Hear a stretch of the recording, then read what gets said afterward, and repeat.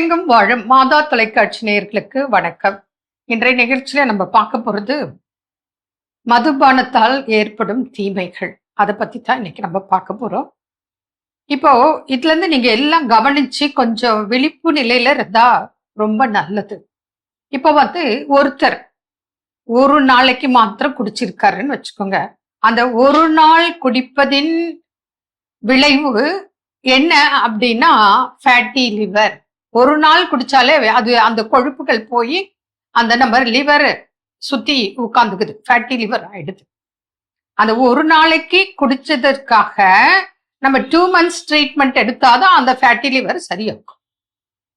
ஒரு நாளைக்கே நம்ம லிவர் இப்படின்னா அப்ப டெய்லி, அப்புறம் வருடம் முழுவதும், அப்புறம் பல வருடங்கள் அப்படின்னு கணக்கு எடுத்துக்கோங்க.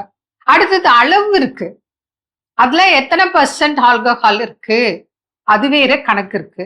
இதுல ஏகப்பட்ட வெரைட்டிஸ் இருக்குல்ல, ஒயின், பீரு, ரம்மு, இப்படி ஏகப்பட்ட ஐட்டம்ஸ். இதுல எல்லாம் எவ்வளவு இருக்கு % ஆல்கஹால் அப்படிங்கறதும் இருக்கு.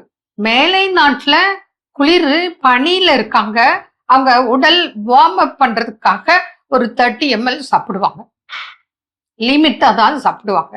அப்புறம் போய் அவங்க வேலையை பார்ப்பாங்க, தூங்குவாங்க. அது வார்ம் அப்காக.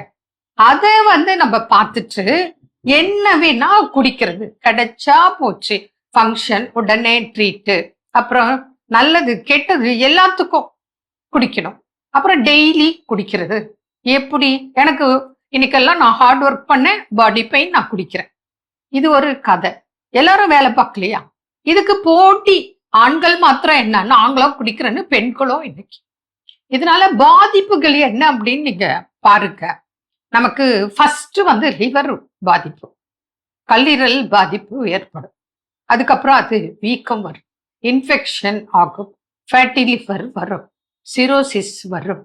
இப்படி ஏகப்பட்ட உபாதைகள் லிவர்ல மாத்திரம். அப்புறம் கண் பார்வை மங்கும், கண் பார்வை பாதிக்கும் குடிக்கிறவங்களுக்கு.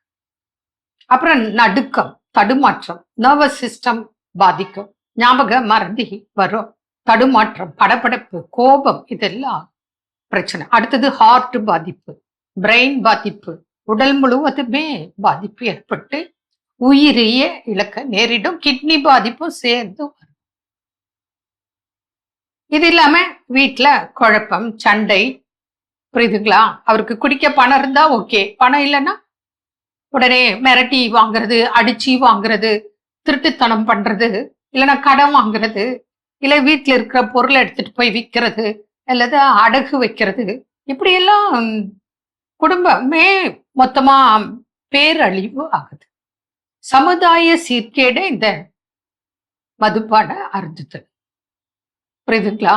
கொஞ்சம் குடிச்சாலே, ஒரு நாளைக்கு குடிச்சாலே இப்படி பாதிப்புனா தினந்தோறும் குடிக்கும் போது எப்படி இருக்கு? அதுல ஒவ்வொன்றுத்துக்கும் ஒரு பர்சன்டேஜ் இருக்கு, ஆல்கஹாலின் பர்சன்டேஜ். அப்போ அது அங்க வெளிநாட்டுல அதுல கம்மி இருக்கிறத குடிப்பாங்க. இதே ஆல்கஹால் 95% இருக்கிற ஐட்டமும் இருக்கு. அதெல்லாம் நீங்க பாத்தீங்கன்னா அந்த பாட்டில்ல உங்களுக்கு சில்வர் மூடி போட்டு மூடி வச்சிருப்பாங்க. ஏன்னா அது ப்ரெஷர் தாங்காம வெடிச்சிடும். அதனால நல்லா டைட்டா அந்த மூடிக்குள்ள போட்டு, அப்ப அதுல எல்லாம் பர்சன்டேஜ் அளவு அதிகம்.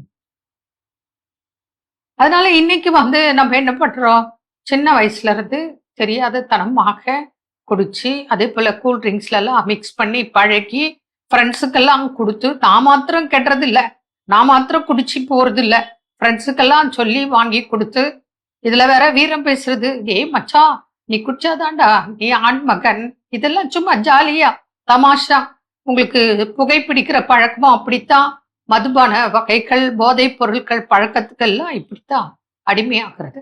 இதுல வேற போட்டி, பெண்களும். இதனால இவ்வளோ பாதிப்புகள் வருது. இதுல முக்கியமா நம்ம இன்னைக்கு எடுத்துக்கொள்ள போவது இந்த கல்லீரல் பாதிப்பு. இது பாதிச்சுச்சுன்னா உங்களால ஒன்றும் பண்ண முடியாது. சரி, அது அதோட நிக்குமா? இதுல நம்ம பார்த்தோம்னா கூட நான்வெஜ் வேற நிறைய சாப்பிடுவோம், கண்ட்ரோல் இல்லாம சாப்பிடுவோம்.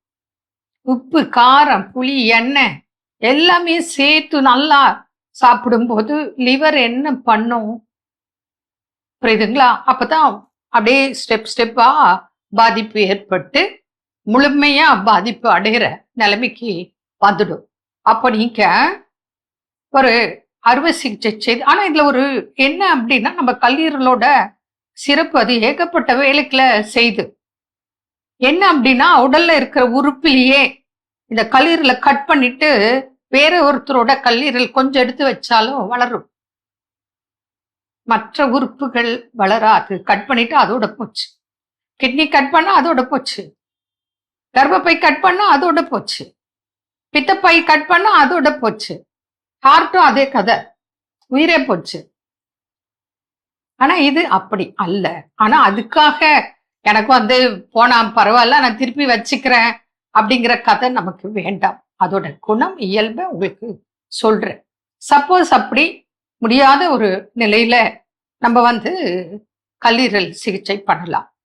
ஒரு யாருது மேட்ச் ஆகுது, அதுக்கு நிறைய டெஸ்ட் இருக்கு. அந்த ப்ரொசீஜர்லாம் பார்த்து அதுக்கப்புறம் மேட்ச் ஆகிறத எடுத்து வச்சு இதுக்கு கிட்டத்தட்ட 50 லட்சத்துல இருந்து அதுக்கு மேல எத்தனையோ லட்சங்கள் ஆகும். அதுக்கு 2 பேரு வேணும். யாரு? ஒருத்தர் பாதிக்கப்பட்டவர், இன்னொருத்தர் கொடுக்க வேண்டியவர். அவர் உங்க சொந்த, உங்க உடன்பிறப்பு, அம்மா அப்பாவா இருந்தா, இல்ல மகனாக இருந்தால் நோ ப்ராப்ளம். இல்லைன்னா அவருக்கும் நீங்க காசு கொடுத்தாதான் கொடுப்பாங்க. ஃபர்ஸ்ட் மேட்ச் ஆகணும். நீங்க அதுக்கெல்லாம் செலவழிக்கணும். தேவையா? இவ்வளோ பாதிப்புகள் ஏற்படுறது இந்த மது பழக்கத்தினால். அதனால இது வந்து கண்ணை பாதிக்குது, உடம்ப பாதிக்குது, நரம்பு தளர்ச்சி ஏற்படுது, ஆண்மை குறைவு உண்டாகுது, குழந்தையின்மைக்கும் பிரச்சனை ஆகுது. பெண்களுக்கும் சரி, ஆண்களுக்கும் சரி. குழந்தையின்மைக்கு காரணமும் இந்த மதுபான அதிகமா குடிச்சு பாதிப்புனால இவ்வளோ பாதிப்புகள், கடைசியா உயிரையே இழக்க நேரிடுது. இப்போ வந்து கல்லீரல் ப்ராப்ளம் வந்துருச்சு. வசதி இருக்கிறவங்க ஏதோ போய் முயற்சி பண்ணலாம். எல்லாருக்கும் அந்த வசதி இருக்கா? நீங்க தான் இன்னைக்கு போய் உழைச்சிட்டு வந்தா 50 100 கிடைச்சாலே போய் குடிக்க காலி பண்ணிடுறீங்க. வீடே ஒன்றும் வசதியான நிலைமையில இல்லை.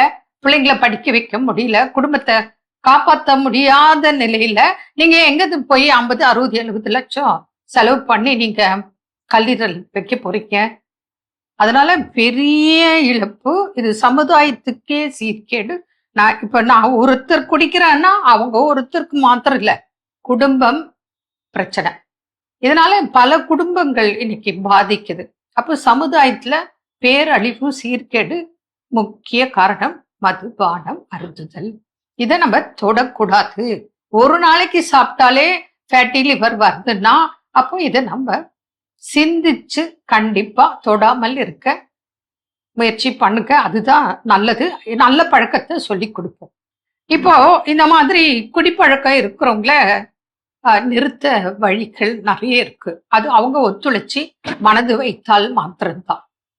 அவங்களுக்கு வந்து அந்த சுடுதண்ணி ஒரு 4 லிட்டர் எடுத்து எப்சம் சால்ட் போட்டு கால் பதத்தை வைக்கிறது, வயிற்றுக்கு அவங்களுக்கு வந்து எண்ணெய் மசாஜ் பண்றது, அதுக்கப்புறம் வந்து அவங்களுக்கு அந்த ஒரு 3 நாள் வயிற்று பகுதியில மசாஜ் பண்ணணும். அப்போ அவங்களுக்கு கல்லீரல், பித்தப்பை, கிட்னி, வயிறு எல்லாம் நல்லா வேலை செய்யறதுக்கு தகுந்த ட்ரீட்மெண்ட் அது. அதுக்கப்புறம் பார்த்தீங்கன்னா 3 நாளைக்கு அவங்களோட டாக்ஸின்ஸ் எல்லாம் வெளியேற கிளென்சிங்னு சொல்லிட்டு ஒரு மெடிசன்ஸ் இருக்கு, அது கொடுத்து அப்படி ஸ்டெப் ஸ்டெப்பா ட்ரீட்மெண்ட் இருக்கு. அதனால அந்த பழக்கத்துல இருந்து விடுபடணும் அப்படின்றவங்க கண்டிப்பா முயற்சி பண்ணு விட்டு வெளியே வரலாம். திடீர்னு நிப்பாட்ட முடியாது. அதுக்கு வரும்போது உங்களுக்கு ஸ்டெப்பா நாங்க சொல்லித்தரோம். மீண்டும் நாளை சந்திப்போம். நன்றி. அன்னை மரியே வாழ்க.